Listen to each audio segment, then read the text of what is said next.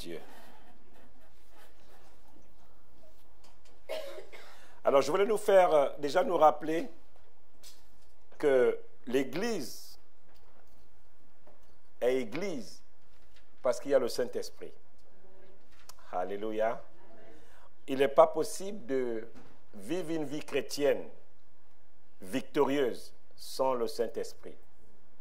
Et une des choses que Dieu nous a données en tant que croyants, qui nous permet d'être connectés aux choses de l'Esprit, c'est la prière. C'est pour cela qu'un chrétien doit prier. Dans la vie d'un croyant, on doit retrouver un minimum de prière. Parce que c'est la prière qui nous connecte au monde spirituel. Et si nous ne prions pas, notre vie, malheureusement, ne sera que charnelle. Et la difficulté, quand on ne voit les choses que dans une dimension matérielle, charnelle, on est perdu. Parce qu'on ne peut pas tout expliquer. Mais lorsque nous comprenons que, en dehors des choses qui sont visibles, il y a un monde invisible, on est plus outillé pour affronter les combats de la vie. Vous savez, il y a des choses que l'on voit qui dominent dans une nation qui ont une origine spirituelle. Et ce n'est pas le thème de mon message ce matin, mais je voulais nous rappeler cela. L'Église n'est Église que parce qu'il y a le Saint-Esprit. Nous sommes forts aujourd'hui, c'est parce qu'il y a le Saint-Esprit. Nous pouvons nager dans des eaux troubles, c'est parce que le Saint-Esprit nous soutient. Par nous-mêmes, il y a des actes qu'on ne pouvait pas poser. Nous étions morts dans nos péchés, mais Dieu nous a rendu la vie et il nous a donné son esprit pour nous aider, pour nous donner des capacités pour pouvoir vivre victorieusement sur la terre. Alléluia. Et si tu ne comprends pas cela, si ces choses que je te dis ce matin te dépassent, commence par dire, Père, le pasteur la dernière fois a parlé du Saint-Esprit, j'ai envie de te rencontrer, Saint-Esprit. Je veux que tu te manifestes dans ma vie, je veux que tu me parles, je veux que tu me dises des choses, je veux ressentir ta présence, je veux que tu m'accompagnes. Et il va vous surprendre. Il va vous surprendre de plusieurs manières. Tu t'apprêtais certainement à sortir et tu te rends compte qu'en sortant de ta maison, ouf, tu as oublié ta paire de lunettes. Et tu repars prendre ta paire de lunettes et juste quand tu vas à la gare, là où tu avais l'habitude d'être, on te dit que 2 minutes avant, il y avait un accident. C'est ça que le Saint-Esprit fait. Il nous conduit et nous allons voir sa main comme ça dans tous les domaines de notre vie. Peut-être qu'on t'a refusé quelque chose et tu étais fâché qu'on t'ait refusé cela. Et tu te rends compte que si tu avais eu ce jouet plus tôt, tu te serais cassé les dents. Il y a des fois, on se demande, ah Seigneur, c'est vrai que telle chose, je n'étais pas prêt. Mais je n'avais pas compris que je n'étais pas prêt. Mais si tu as le Saint-Esprit te dira, tu n'es pas prêt. Ne prends pas cela, ne touche pas cela. Ça te fera plus de mal que de bien. Tu n'es pas prêt. Je voulais nous rappeler juste un aperçu du séminaire. Je vais changer de thème. Alléluia. Un aperçu du séminaire. 2 versets. Un verset central. Éphésiens 4, à partir du verset 7. C'est un verset qui pour moi est important.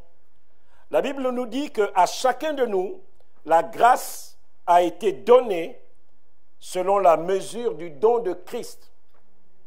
Et pour mieux comprendre ce verset, de la grâce a été donnée selon la mesure du don de Christ, nous allons le lier à ce passage de Matthieu 25, les versets 14 et 15.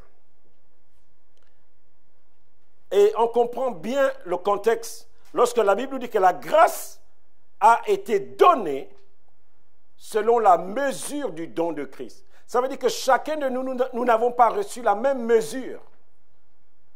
Il y a des gens qui ont reçu des mesures plus grandes que d'autres. Mais nous avons tous reçu la même grâce. Mais la mesure du don de Christ, elle varie d'un individu à l'autre. Et ce texte de Matthieu 25 nous le montre bien. La Bible nous dit, concernant cette parabole de Jésus, il en sera comme d'un homme qui, partant pour un voyage, appela ses serviteurs et leur remit ses biens. il donna 5 talents à l'un, 2 talents à l'autre et un à un troisième, à chacun selon sa capacité. Et cet homme partit. La mesure, c'est ici les différents talents que les gens ont reçus. Ils ont tous reçu quelque chose. La grâce leur a été donnée. Il y a quelque chose qui leur a été donné, mais la mesure était différente. Il y a un qui a reçu 5 talents, l'autre a reçu 2 talents, et il y a un troisième qui a reçu 1 talent. Ça vient compléter ce passage de Éphésiens 4. Donc, il n'y a pas quelqu'un sur la terre qui peut dire qu'il n'a rien reçu de Dieu. Chacun de nous, nous avons reçu quelque chose. Nous avons reçu une mesure de la richesse de Christ. Ici, cet homme a partagé tous ses biens à ces différentes catégories de personnes. Mais il a donné et chacun a reçu quelque chose. Je voulais nous rappeler cela. Et lorsque Dieu te donne quelque chose, c'est pour que tu agisses. Et on va revenir sur ce texte un peu plus loin. Lorsque le Seigneur te communique quelque chose, c'est pour que tu fasses quelque chose avec ce qu'il t'a donné. Cette mesure du don de Christ que tu as reçu, elle doit t'aider, elle doit t'accompagner, elle doit avoir un impact, comme disait l'apôtre Sourèche, que la grâce doit être manifeste, doit être visible, c'est quelque chose de concret, c'est quelque chose de palpable. Amen. Ce n'est pas quelque chose qui n'est pas visible, c'est quelque chose qui est visible. Alléluia. Et le thème de ça c'était un rappel par rapport au séminaire. C'est important pour nous que nous puissions nous rappeler de ce que Dieu nous dit. Si nous ne nous rappelons pas de ce que Dieu nous dit, c'est bien beaucoup triste. Parce que nous ne grandissons pas. Vient pour répondre à un besoin. Elle vient pour comprendre cela. Chacun de nous a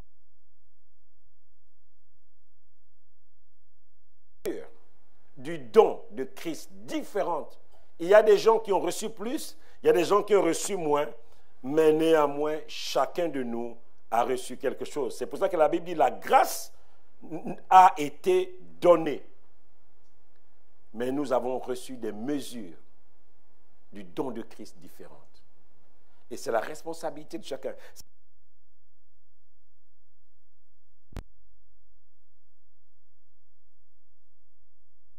Partager ce matin quelques éléments pour nous amener à nous repositionner. La crainte de Dieu, c'est quelque chose qui est essentiel. C'est quelque chose qui est fondamental. Voyez-vous, nous vivons dans un pays où les gens disent qu'ils aiment le pays, mais à la moindre marche, ils sont prêts à tout casser. On a vu des gens cette année qui ont tout perdu à cause des marches. Des boutiques, des magasins qui ont été cassés 2 à 3 fois pendant les marches. Mais tout cela, c'est au nom de l'amour. Il y a quelque chose qui ne va pas. Comment, à cause de mon amour pour ma nation, je vais détruire le business de quelqu'un d'autre? L'amour, c'est bien, mais ça ne suffit pas pour être un chrétien sur qui est un terrain d'atterrissage. Pour être quelqu'un qui reçoit, qui est au centre des intérêts de Dieu. La crainte, c'est important. Voyez-vous, beaucoup de gens aiment, mais ne craignent pas toujours Dieu. Et lorsque je vois l'Église aujourd'hui, l'Église fait peur. Parce que lorsqu'on voit les chrétiens, des fois, on a le sentiment qu'on joue un jeu. Mais c'est pas, on ne veut pas jouer un jeu, on veut être véritable. On ne veut pas porter des masques. On veut être véritable. Je me souviens de cette histoire, c'est triste de le dire, c'est un livre, le titre du livre, c'est l'épuisement spirituel. Et ce frère-là qui avait été à l'église et qui avait pris tellement de coups, il avait abandonné le Seigneur. Et voici que d'autres chrétiens, des anciens chrétiens, à lui, le trouvent dans un bar. Et là, ils lui disent, mais comment tu en es arrivé là? Et l'auteur de ce livre, l'épuisement spirituel, il dit que ce frère-là leur a dit qu'il y a plus d'amour dans un bar qu'à l'église. La crainte de Dieu nous donne des droits et des interdits. La crainte de Dieu. Je voulais nous partager quelques points. Je ne veux pas parler de la crainte de Dieu qui est le résultat de la non-application d'une loi. Ce n'est pas de cela que je veux parler ce matin. Lorsqu'on lit le livre de Genèse 3, à partir du verset 10, la Bible nous déclare que Adam et Ève ont péché. Et là, ils se sont cachés parce qu'ils ont été animés d'une certaine crainte. Ils disent ceci à Dieu. Il répondit, « J'ai entendu ta voix dans le jardin et j'ai eu peur. J'ai eu peur parce que je suis nu et je me suis caché. » Ce n'est pas de cette crainte-là que je vais parler ce matin. Et c'est souvent ça que nous avons quand on dit on craint Dieu. Le résultat de la non-application à une loi. Je sais que Dieu dit ça, et si je fais le contraire, alors là, c'est dangereux pour moi. Ou j'ai péché, je me suis mal comporté, et là, je vais avoir comme une certaine crainte, parce que je ne sais pas ce qui peut m'arriver. Ce n'est pas de cette crainte que je veux parler ce matin. Je ne veux pas non plus parler de la crainte qui est la peur d'un châtiment. J'ai peur d'être frappé. On voit cela dans ce texte de Matthieu 25. Justement, je vous disais qu'on allait revenir dessus, le verset 24. La Bible dit que celui qui n'avait reçu qu'un talent s'approcha. Lorsque le maître est revenu, celui qui avait reçu un talent s'approcha. Ensuite, et il dit, « Seigneur, je savais que tu es un homme dur. Tu moissonnes où tu n'as pas semé, et tu amasses où tu n'as pas vanné. J'ai eu peur, et je suis allé cacher ton talent dans la terre. Je te rends ton talent. » Il s'est dit, ce monsieur-là, il est dur, il est bizarre. Je veux éviter des problèmes. Je m'organise pour que ce qu'il m'a donné soit en sécurité. Il va jusqu'à le planquer en terre pour que quand il revient, il aille rendre ce qu'il a reçu. Il sait que ça peut servir, mais il a peur de la réaction de ce monsieur. Il a peur de comment il va réagir. Et nous connaissons la suite de l'histoire. Cet homme va dire, arrachez-lui le talent qu'il a, donnez-le à celui qui en a 10. Ce n'est pas de cette peur que je vais parler ce matin. La peur du châtiment. La peur de la réaction. Et souvent, on est face à des situations comme ça dans la vraie vie de tous les jours.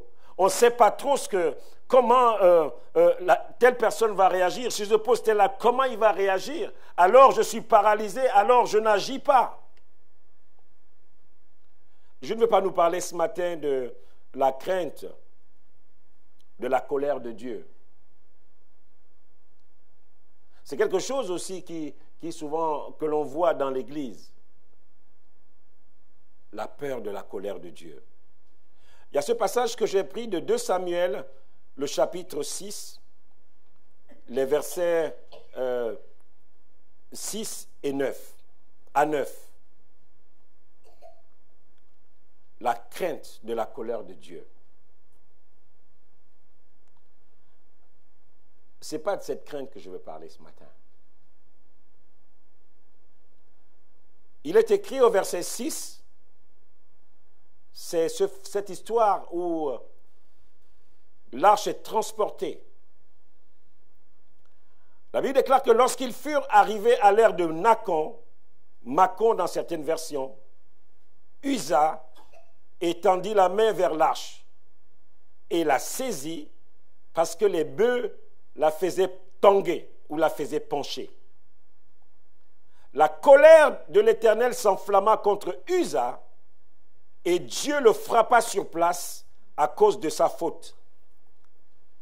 Uza mourut là, près de l'arche. David fut irrité de ce que l'Éternel avait frappé Uza d'un tel châtiment. Et ce lieu a été appelé jusqu'à ce jour Pérez Uza. David eut peur de l'Éternel en ce jour-là. Et il dit, comment l'arche de l'Éternel entrerait-elle chez moi? David a été envahi d'une crainte. Il ne comprenait plus Dieu. Il ne savait pas ce qu'il fallait faire pour faire plaisir à Dieu. Il était dans la confusion. Il a vu la colère de Dieu se manifester sur quelqu'un qui semblait être innocent. Et cela a amené une crainte, cela a amené une peur qui est telle que finalement, Seigneur, qu'est-ce qu'on peut faire pour te faire plaisir? Une confusion. Et souvent, on voit cela dans l'Église. Un frère a fait une faute et il est frappé durement. Peut-être c'est un péché visible, parce que vous savez, il y a des péchés visibles et il y a des péchés invisibles. Les péchés invisibles, c'est les péchés que tout le monde ne voit pas. Les péchés visibles, c'est lorsqu'une sœur sort avec quelqu'un, qu'elle tombe malheureusement enceinte et qu'elle ne veut pas avorter, mais à un moment donné, ce n'est qu'une question de temps. Elle va porter visiblement l'acte de sa désobéissance. Elle va le porter visiblement. Alors qu'il y a des gens qui mentent tous les jours dans leur travail. Leur travail, c'est de mentir. Mais personne ne sait qu'ils mentent tous les jours. David a peur. Il a peur. Parce que la relation qu'il a avec Dieu, c'est une relation, si je fais mal, Dieu me tape. Ce n'est pas de cette crainte que je veux parler ce matin. Et c'est souvent ces images de la crainte qu'on a.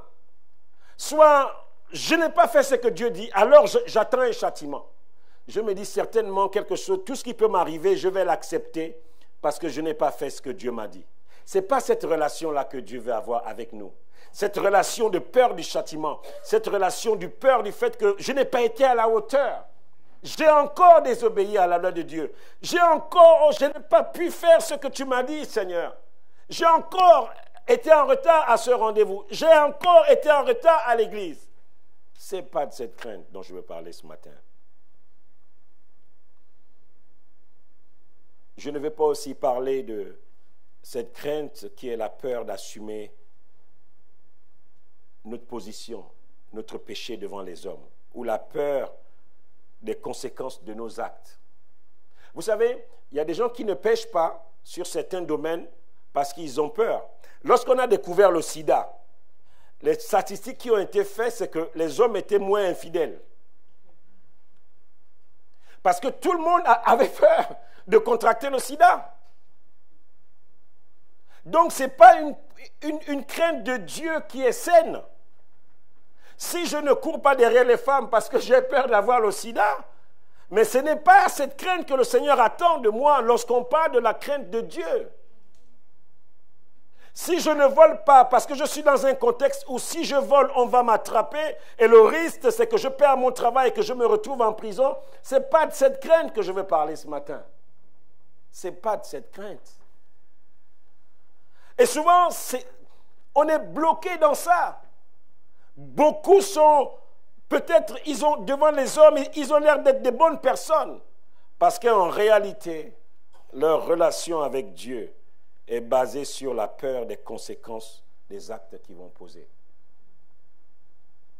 Il y a beaucoup de gens qui ne couchent pas des femmes parce qu'ils se disent que non, je suis sûr que le jour que je vais le faire, j'aurai le sida. Je suis sûr que le jour que je vais le faire, je tomberai enceinte. Je suis sûr que le jour que je vais voler, c'est sûr que je vais tout droit en prison. On me prendra. Et ça fait ils ont l'air d'être des bons chrétiens. Mais mettez-les en situation. Et c'est là que vous allez savoir s'ils sont véritablement des bons chrétiens. Et donc, on peut être animé de toutes ces craintes. Le problème avec ce genre de crainte de Dieu, c'est que lorsque le châtiment n'est pas immédiat, je me laisse aller. Lorsque la conséquence de mon acte n'est pas visible, je continue de faire. Lorsque, je vais le dire en langage terre à terre, lorsqu'on ne m'a pas encore attrapé, je continue de faire. Et on a le sentiment qu'on craint Dieu. Parce qu'en réalité, on ne t'a pas pris encore. Et c'est pour ça que vous allez voir des gens, lorsqu'on prend quelqu'un, parce qu'on l'a attrapé dans une mauvaise façon de faire, dans une situation délicate, souvent il va pleurer, il va crier. Nous, des vieux pasteurs, on sait déjà que là, ce n'est pas les bons pleurs. On le laisse d'abord finir ces pleurs-là, pendant qu'on vient de le prendre, la mettre dans le sac. On l'attend 2 semaines, 3 semaines après, pour voir si le niveau de repentance sera le même. Vous savez, quand on te prend la main dans le sac, c'est normal que tu cries, que tu pleures, que tu demandes tous les pardons possibles. Mais c'est les semaines qui vont suivre où on saura véritablement que oui, tu as changé. Ou bien ce genre de crainte qui vient que tant que je n'ai pas encore vu les conséquences, je me laisse aller. C'est souvent ce qu'on a avec les enfants. Tu dis à un enfant, mon petit, ça fait 50 ans que je vis sur la terre. Le chemin que tu es en train de suivre là, c'est le chemin de je m'en fous. Et ça va se terminer par si je savais. Mais tu as ton oncle, ton père, tu as un aîné qui t'a dit, ce n'est pas un bon chemin. N'attends pas vivre tes propres expériences pour comprendre. Tu n'as pas besoin de vivre tes propres expériences pour comprendre cela. Tant que tu n'as pas vécu tes propres expériences, tu n'auras pas peur. C'est comme l'enfant, tant qu'il n'a pas mis la main sur la vitre de la cheminée, il n'aura pas peur, il aura tendance à aller vers la vitre de la cheminée. Ce n'est pas de cette crainte que je veux parler ce matin. La crainte où quand tu as été brûlé, maintenant tu as peur. Quand tu as pris un coup, maintenant tu as peur. Tu sais que si tu pèches, oh là là, tout le monde entier va découvrir que tu as peut-être fait 5 enfants en dehors du mariage. Mais tant que c'est connu, bon, tu joues encore avec ça. Tant que c'est caché. Ta crainte est basée sur le fait qu'il ne faut pas qu'on découvre. Le jour où on découvre, c'est toute ma vie qui s'écroule. Ce n'est pas de cette crainte dont je veux parler ce matin. Mais pasteur, de quelle crainte veux-tu nous parler? Lisons 2 Samuel, le chapitre 23, les 5 premiers versets.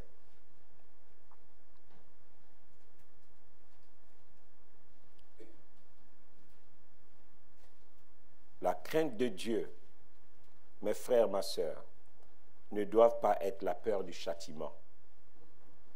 Ça ne doit pas être la peur de la manifestation de la colère de Dieu. Ça ne doit pas être la peur d'assumer les conséquences de nos péchés. La crainte de Dieu ne doit pas être le résultat de la non-application de la parole de Dieu. Ce n'est pas ça qui doit me faire peur. Ce n'est pas de cette crainte-là dont je veux parler. Lorsqu'on lit le premier verset de 2 Samuel 23, voici les dernières paroles de David. Voyez-vous, les dernières paroles d'un homme sont importantes. Parce que cette dernière parole, il vous donne en quelques mots un résumé de sa vie. Des plus et des moins. Des avantages et des conséquences. Il fait le bilan de sa vie. Il vous dit en quelque sorte que si je devais revivre, voilà ce que j'aurais fait. Et lorsque quelqu'un nous parle et qui nous donne son pain, nous devons en être conscients. Vous savez, je suis convaincu que si lorsque je me suis marié, j'avais écouté un certain nombre de conseils que l'on donne à certaines personnes qui rentrent dans le mariage, on serait plus loin aujourd'hui. Mais quand on s'est marié, on n'avait pas des chrétiens qui étaient nés de nouveau et qui vivaient ce qu'on vivait. On se mariait vraiment comme ça par la foi, quoi. Parce qu'il fallait pas, on ne pouvait pas vivre en concubinage. Et la seule façon de consommer notre mariage, c'était de légaliser le mariage. Donc on se mariait un peu comme ça, on ne savait pas, on rentrait. Et puis bon, comme on aimait le Seigneur, c'était notre sécurité. Mais si j'avais quelqu'un qui m'avait pris par la main et me disait, voilà, quand tu te maries, on fait comme ça, on fait comme ça, on fait comme ça, on fait comme ça. On a tout construit nous-mêmes. Tout construit.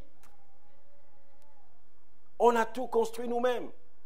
On n'avait pas des gens qui avaient écrit des bouquins sur la sexualité chrétienne, sur ceci, sur cela, comment gérer une maison. Aujourd'hui, on va sur Internet, on tape, on voit un livre qui apparaît. Ah, ce livre-là, il peut m'aider. Il n'y avait pas Internet. Le petit livre qui parlait un peu de mariage, on s'accrochait à ça. Qui parlait un peu de fiançailles, on n'avait que Walter Trobich. Vous ne le connaissez même pas. Lorsqu'on était fiancés, c'était Walter Trobich, c'était la Bible des fiançailles. Il fallait lire Walter Trobich. Mais quand vous êtes en Afrique là-bas et que tous les bouquins viennent d'Europe, c'est compliqué. Donc le même bouquin, les feuilles quittaient, on le photocopiait. Voici les dernières paroles de David. Et voyez-vous, lorsqu'on présente ces paroles, on dit qui était David. Parce que, voyez-vous, un brigand, les dernières paroles d'un brigand ne valent pas grand-chose. Les dernières paroles d'un Macron ne valent pas grand-chose. Et là, on vous présente qui était David. Voici les dernières paroles de David. Paroles de David. On nous dit sa lignée, fils d'Isaïe. Parole de l'homme haut placé, de loin du Dieu de Jacob, du chantre agréable d'Israël. Donc, on vous donne ici son pédigré. On vous dit que l'homme qui va vous parler, l'homme qui s'apprête à vous dire quelque chose de la part du Seigneur, ce n'est pas un ancien tolard. Ce n'est pas un ancien politicien qui a donné des promesses de campagne et qui ne les a jamais accomplies des fois. Il y a des politiciens qui sont corrects, hein, vous voyez, qui se battent vraiment pour le bien de leur ville, de leur contrée. Ce n'est pas un ancien fumeur de drogue. C'est le fils d'Isaïe que l'on retrouve dans la généalogie de Jésus-Christ. On dit que c'est la parole d'un homme haut placé. Des fois, vous avez la Bible, on a comme le sentiment que la Bible vraiment en fait trop. De loin du Dieu de Jacob, du chantre agréable d'Israël. Voici l'homme qui va vous donner cette dernière parole. Un homme crédible, un homme qui a été éprouvé, un homme qui connaît Dieu, un homme qui a un statut social, un homme qui a dirigé. L'Esprit de l'Éternel parle par moi et sa parole est sur ma langue. Ça peut être assimilé à de l'orgueil aujourd'hui. Mais vous savez, vous devez connaître qui vous êtes. Parce que si vous ne connaissez pas qui vous êtes, le diable va vous donner une identité. Et ça, c'est quelque chose qui manque aujourd'hui aux enfants de Dieu. Quelquefois, une trop grande humilité nous amène à ne pas connaître qui nous sommes. Mais on a vu tout à l'heure que nous avons reçu quoi? Une mesure de la grâce. Nous avons reçu quoi? Des dons, des talents. La grâce nous a été donnée et cette grâce nous a été donnée, nous avons reçu avec une mesure de Christ. Il y a quelque chose que le Seigneur a investi en nous. Donc ce que Dieu a investi en toi, ça ne peut pas être un sujet de honte. L'Esprit de l'Éternel parle par moi et sa parole est sur ma langue. En gros, il nous met dans un contexte où nous devons faire attention à ce qu'il va nous dire. Parce que si après avoir été qualifié de cette manière-là, lorsque quelqu'un vous fait un CV comme celui-là, ça veut dire qu'il mérite d'être écouté. Le Dieu d'Israël a parlé. Le rocher d'Israël m'a dit. Et là, David va dire deux choses. Celui qui règne parmi les hommes avec justice, celui qui règne dans la crainte de Dieu, cette personne-là est pareille à la lumière du matin. Quand le soleil brille et que la matinée est sans nuage. Ses rayons après la pluie font sortir de terre la verdure. N'en est-il pas ainsi de ma maison devant Dieu, puisqu'il a fait avec moi une alliance éternelle, en tout point bien réglée et offrant pleine sécurité, ne fera-t-il pas germer tout mon salut et tous mes désirs? Il met des points.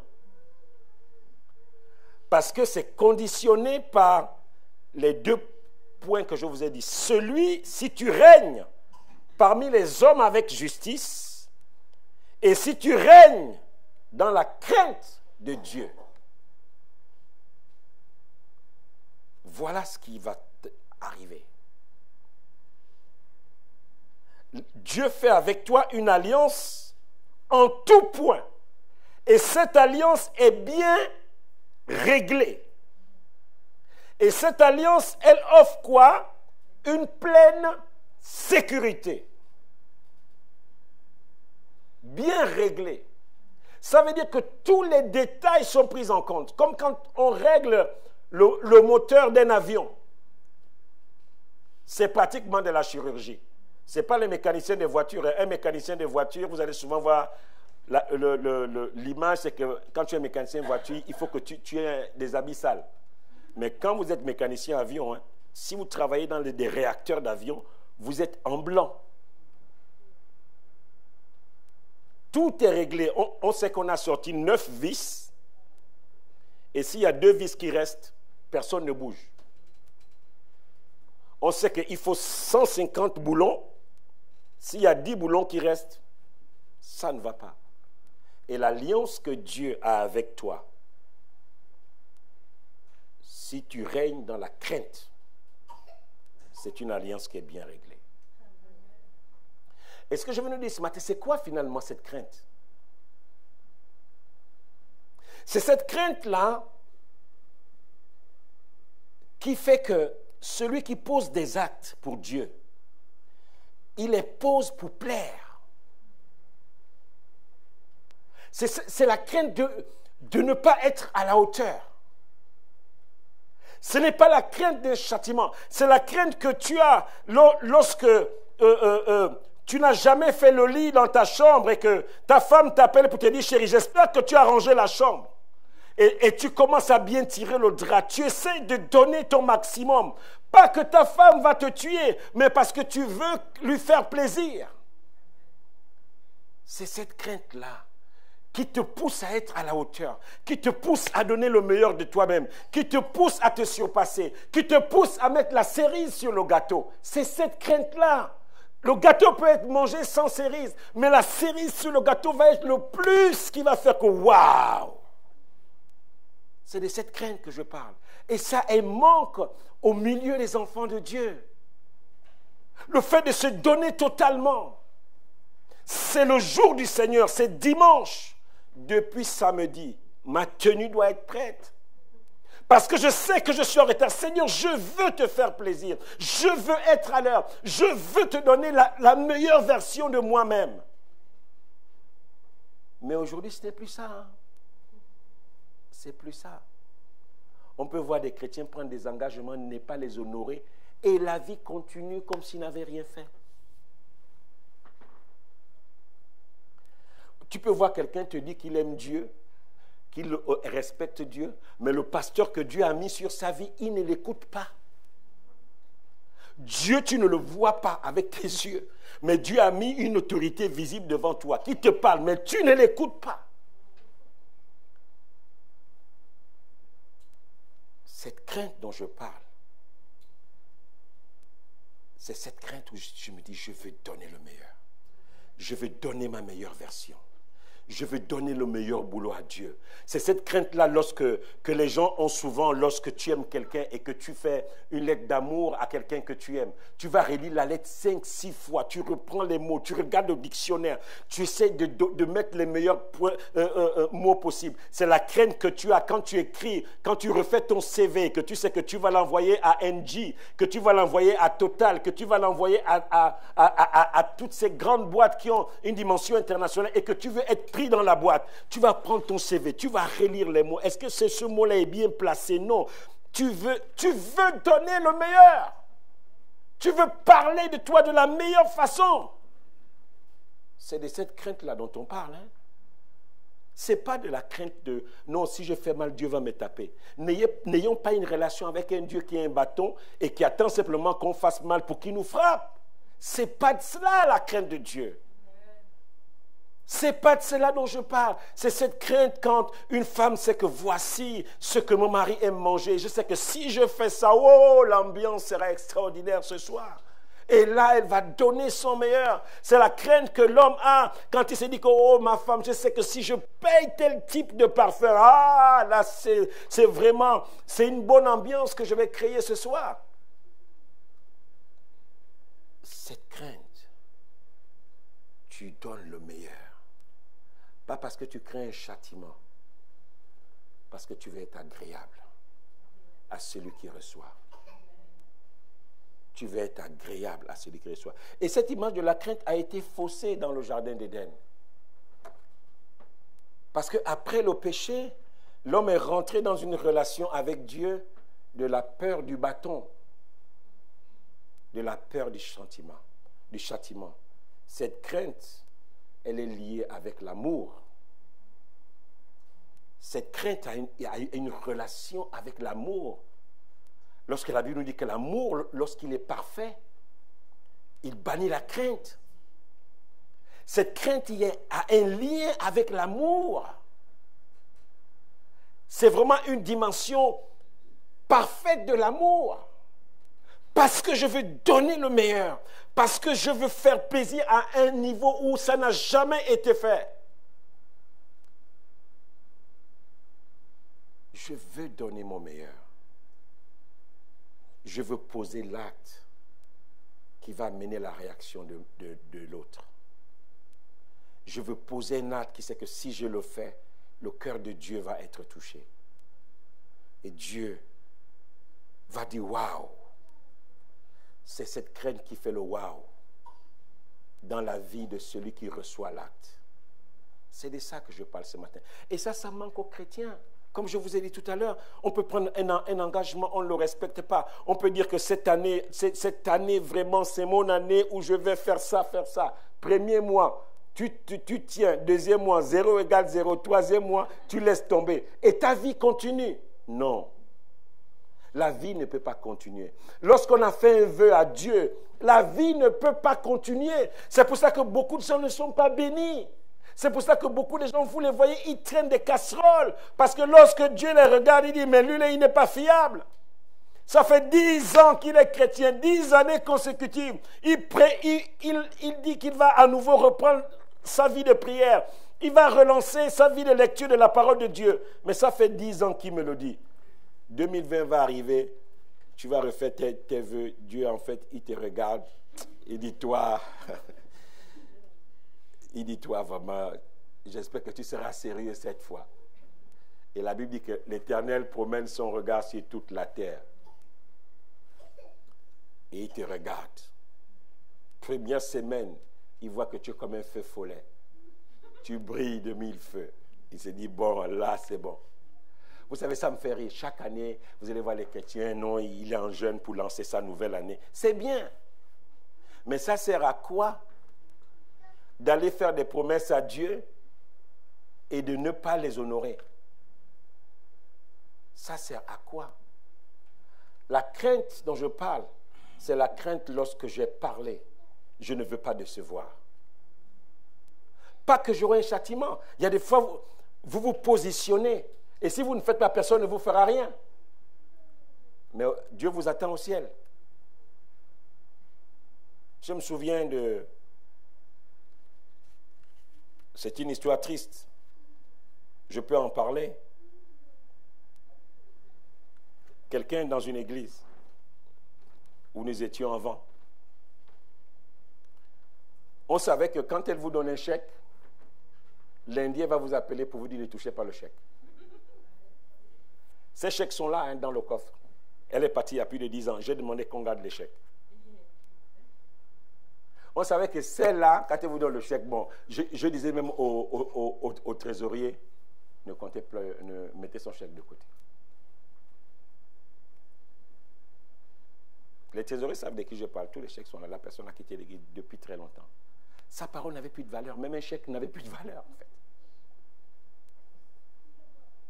Elle était dans les tontines à gauche, à droite. On savait que celle-là dans les tontines, lorsque vous faites un texte pour la tontine, vous êtes sûr que lundi matin, quand vous voyez son téléphone sonner, vous savez déjà que non, là, c'est pour vous dire que non, en fait, ne touche pas d'abord le chèque. Ce n'est pas crédible. Ce n'est pas crédible. Celui qui règne dans la crainte,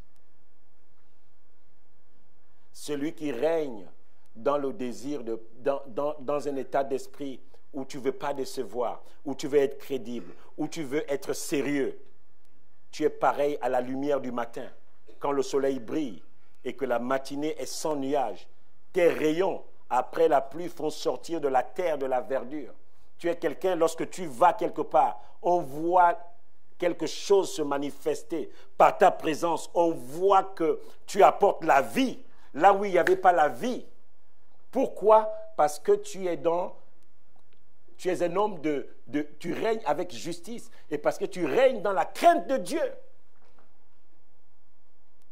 Tu règnes dans la crainte de Dieu, pas dans la crainte que Dieu va me frapper, mais dans la crainte que parce que je suis crédible, parce que je m'engage à fond, parce que je me donne totalement, voici ce qui va m'arriver. Voici les conséquences. Et c'est pour ça que c'est différent. On peut être un bon chrétien simplement parce qu'on craint le châtiment. Ah non, moi, je veux que mon ciel soit assuré. Hein.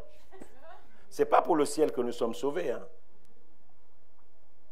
Nous avons un travail à faire sur la terre. D'abord.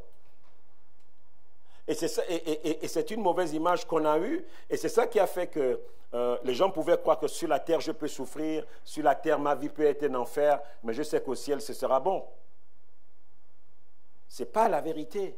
Nous avons une responsabilité pendant que nous sommes sur la terre. Cette mesure de grâce que le Seigneur a mis, cette mesure du don de Christ que le Seigneur nous a donné, ces talents que nous avons reçus, c'est sur la terre que nous devons les fructifier. Ce n'est pas au ciel.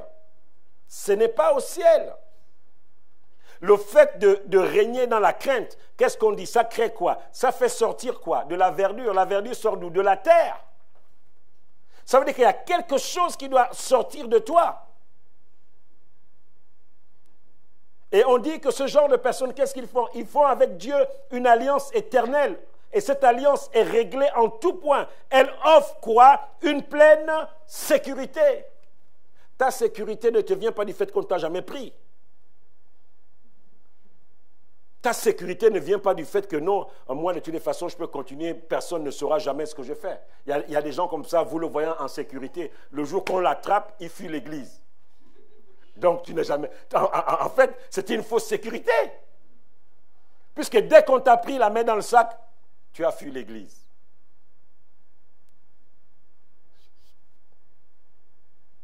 En tout point, bien réglé. Elle offre une pleine sécurité. Et Dieu dit que quand tu règnes comme cela, dans la crainte de Dieu, Dieu fera germer tout son salut et tous tes désirs.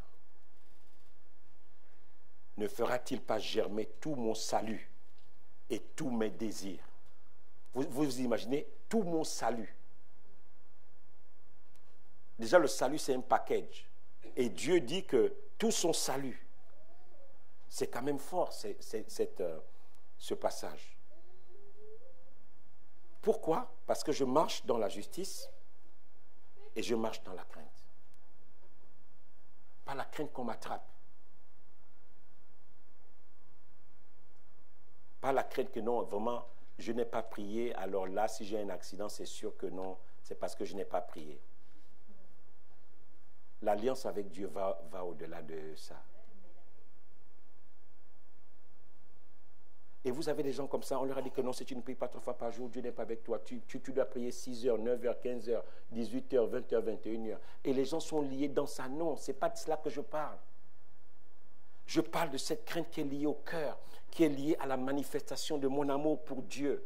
Je crains de ne pas être à la hauteur et je vais donner le maximum. Je crains de décevoir. Alors Seigneur, je vais te donner plus. C'est le chrétien qui fait des plus avec Dieu, qui met des cerises dans tous les gâteaux, dans toutes les activités où il est engagé avec Dieu. Il est total, il est à fond. Parce que je l'ai choisi comme patron, je roule à fond pour le Seigneur. Mais aujourd'hui, les chrétiens, ils ne craignent pas Dieu. Le pasteur peut venir dire que bon, arrêtez les retards. Dimanche prochain, les mêmes gens sont en retard. Ce n'est pas normal. Ce n'est pas normal, mon frère, ma soeur. Tu sais que dimanche, tu vas à l'église. Samedi, ta petite jupe, ton petit pantalon, ton petit haut bien nickel, repassé les traits bien droits, accroché à un cintre. Ce n'est pas le dimanche matin à 8h45 que tu vas chercher un fer à repasser. Je vous dis la vérité, Dieu est assis sur son trône. Lorsque vous allez à votre travail, vous n'êtes pas prêt à arriver en retard. Mais quand c'est l'église, là, mais quand tu sais que c'est le travail pour lequel on te paye, 1 fois en retard, 2 fois en retard, tu sais déjà que ton bonus est impacté. Tu ne vas pas jouer avec ton bonus. Je préfère vous dire la vérité. Je vous dis que Dieu est normal. Et il est assis sur son trône. Vous savez, il y a des fois, Dieu nous regarde comme ça et dit, mais vraiment, vous n'êtes pas sérieux, quoi. Il voit comment les gens jouent. Lui, là, il roule le pasteur. Lui, là, il fait ça. Le Seigneur vous regarde et dit, mais, ok, continuez.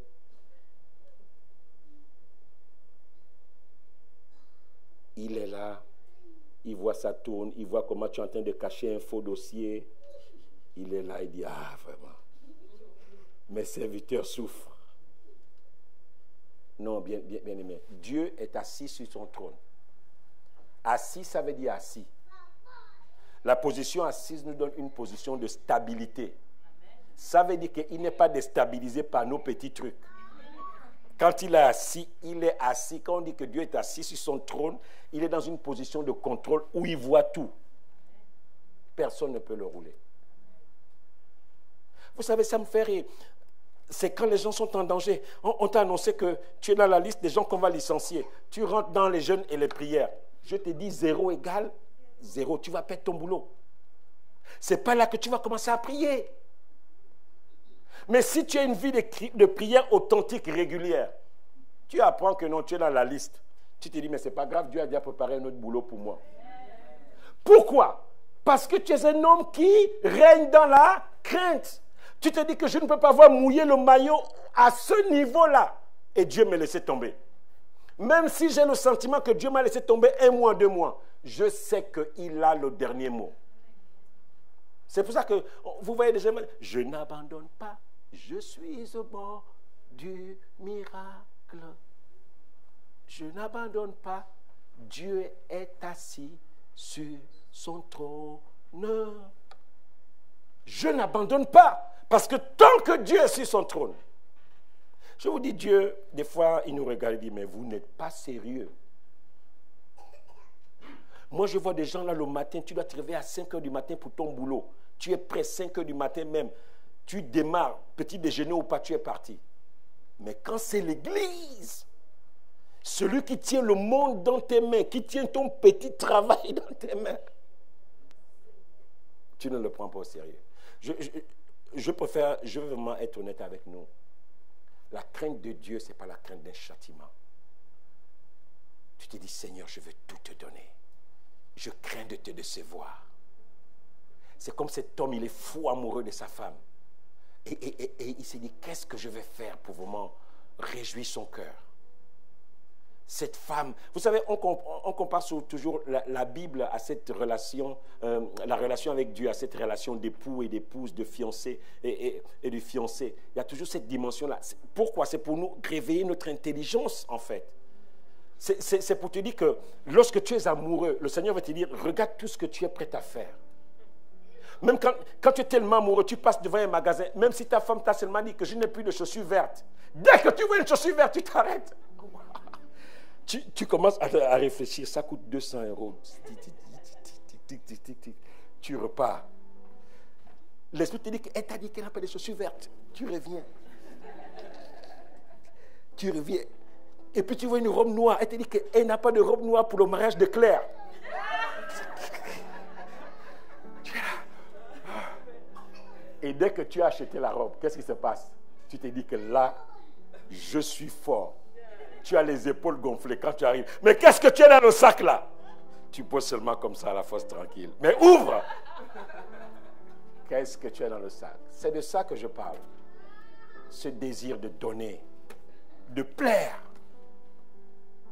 Tu as peur de décevoir. Tu as la crainte de ne pas être à la hauteur. Et ça te pousse toujours à aller plus haut. C'est de cette crainte dont parle Dieu. Où tu te dis, je vais donner de mon maximum. Je veux être à la hauteur. Je ne donnerai pas à Dieu un sacrifice qui ne me coûte rien. Je ne ferai pas pour Dieu quelque chose que tout le monde peut faire.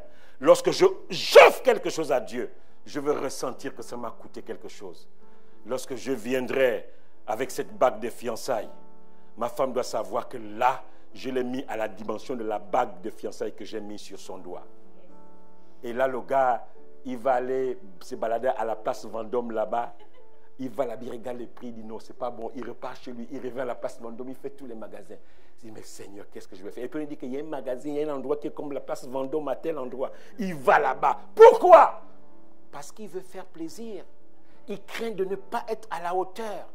Pas parce qu'il se compare à la bague de l'autre, parce qu'il se dit non, cet acte est important pour moi, c'est important pour la suite de notre relation, c'est important pour la suite de notre mariage. Alors je veux donner mon meilleur visage, je veux donner le meilleur de moi-même. C'est pour ça qu'un homme va être attentif aux cris de sa femme. Une femme va être attentive aux cris de son mari. Oh, mes chéris, ça fait depuis longtemps que tous les plats, c'est à base de tomates. Bon, maintenant, c'est terminé. Cette histoire de tomates-là, il faut arrêter ça.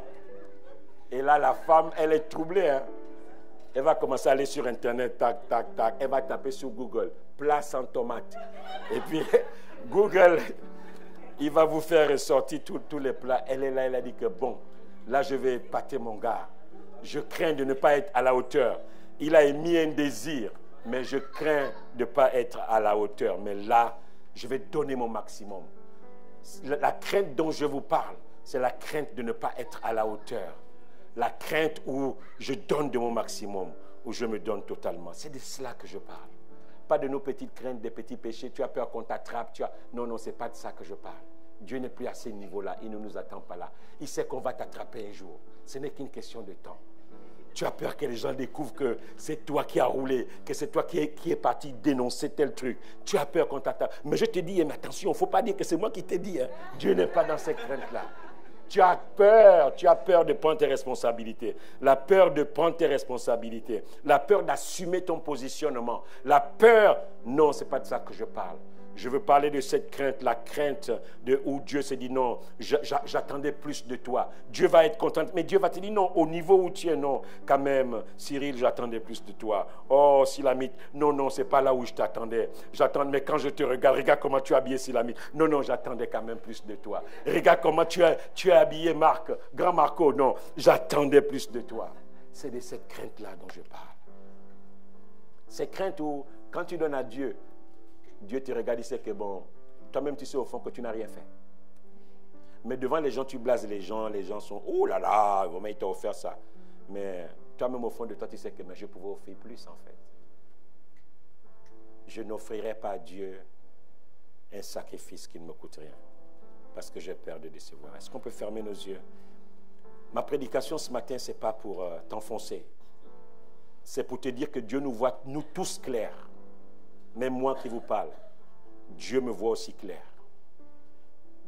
c'est pour te dire cela, qu'il est assis sur son trône.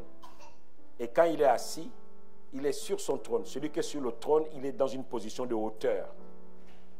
Le trône n'est pas en bas, le trône est souvent plus haut que toutes les autres chaises. C'est pour permettre au roi d'avoir un regard sur tous ces sujets. Et Dieu est assis sur son trône. Il connaît nos petites, nos habitudes. Il connaît nos trafics. Il sait que ton amour n'est pas vraiment parfait. Et le Seigneur te parle ce matin. Il veut te pousser de l'avant. Ce qu'il nous dit ce matin, si je vous dis ce matin que je suis sans péché, c'est que je suis un menteur. Chacun de nous, il y a un domaine que Dieu peut pointer, il te dit que là, il n'y a pas la crainte. Chacun de nous, il peut toucher un dossier, il prend ça, il dit que là, il n'y a pas la crainte. Il n'y a personne ce matin qui n'est pas concerné par son message. Ce message ce matin. Personne, nous tous, nous sommes là-dedans. Mais qu'est-ce que Dieu veut? Dieu veut que l'on puisse avancer. Et il veut te dire que ce que tu peux faire, qui dépend de toi, et qui ne dépend pas de la prière, fais-le maintenant. N'attends pas demain. Ce qui dépend de la prière, tu sens que tu as essayé, tu n'as pas réussi. Là, tu vas rentrer dans la prière. Mais ce qui dépend de toi, c'est une décision de toi. Mettre de la discipline dans ta vie, mettre de la rigueur dans ta vie, mettre de l'ordre dans ta vie. Si tu peux le faire, tu n'as pas besoin de prier pour ça. Fais-le simplement. Mais il y a aussi des domaines avec lesquels tu te bats, où tu sens que c'est plus fort de toi. C'est peut-être un lien familial. Tu te rends compte que dans ta famille, tout le monde est comme ça. Et tu te bats avec ça. Et tu as envie de t'en sortir. Là, tu peux rentrer dans la prière. Tu peux venir demander la prière au pasteur. Tu dis, pasteur, regarde ça. J'essaie de m'en sortir. Mais mon père est comme ça. Mon grand-père est comme ça. Ma grand-mère est comme ça. Mon cousin est comme ça. Ma tante est comme ça. Donc, c'est vraiment un lien de famille. J'ai besoin de délivrance. Là, viens voir le pasteur. Et ensemble, tous les deux, on va s'enfermer ici un soir. On prie. On prie. Ce n'est pas dimanche. Il y a des prières qui ont besoin qu'on reste ici à 2, à 3. Pasteur Laurent, toi, moi. On prie. On prie. C'est pour ça que j'ai été appelé à vous aider, à vous accompagner. Je suis là pour ça, je suis disposé pour ça. Quand tu as du mal, tu sens que là, pasteur, ce n'est plus de mon niveau. J'ai tout fait. Là, c'est quelque chose qui a un lien avec peut-être le spirituel. J'ai besoin de délivrance. Tes pasteurs sont là pour ça. Seigneur, je te demande pardon, Seigneur, pour eux.